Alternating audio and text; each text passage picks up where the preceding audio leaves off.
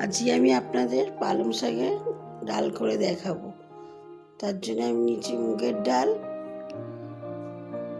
আর নিয়েছি 2টো শুকনো লঙ্কা, 1টা তেজপাতা, 1 চামচ জিরে, আর 2টো কাঁচা লঙ্কা, 1 চামচ লবণ। ডালটা আমি আগে থেকে প্রেসার কুকারে সিদ্ধ করে রেখেছিলাম।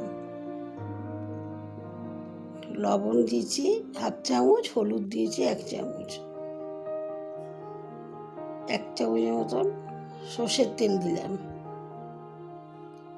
তেলটা গরম হয়ে হওয়া পর্যন্ত অপেক্ষা করব।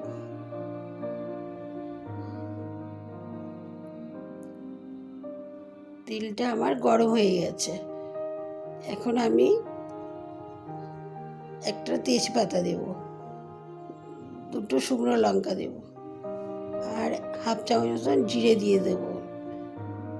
দিয়ে এবার ভাজা ভাজা করব, 1 মিনিটের মতো একটু ভেজে নেব জিরে, লঙ্কা আর তেজপাতাটা।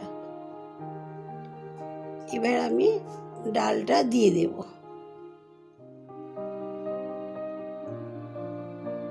শাকটাও দিয়ে দেব, পালং শাকটা দিয়ে দেব। দিয়ে আমি 3 মিনিটের মতন ডালটা সিদ্ধ করব। পালং শাকটা একটু ভালো করে নেড়ে চেড়ে নিয়ে 3 মিনিট সিদ্ধ করব। এবার আমি ঢাকাটা দিয়ে দেব। 3 মিনিট পর আমি দেখব। এখন 3 মিনিট হয়ে গেছে। এবার আমি ঢাকাটা খুলে দেখেছি শাকগুলো আমার সিদ্ধ হয়ে গেছে, ভালোভাবে ফুটে গেছে। এবার আমি 1 চামচ লবণ দিলাম। আগে আমি 1/2 চামচ দিয়েছিলাম, আপনারা আপনাদের স্বাদ মতন লবণ দেবেন।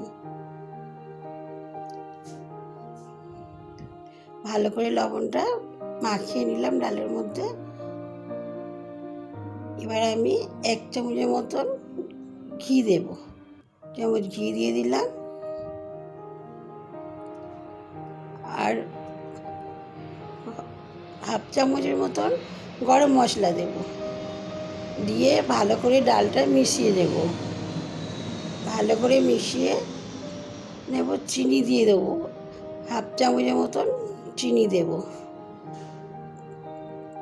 দিয়ে একটু নাড়াচাড়া করে আমি গ্যাসটা অফ করে দেব। ডালটা দেখুন আমার হয়ে গেছে। রান্নাটা যদি ভালো লাগে আমাকে কমেন্ট করে জানান।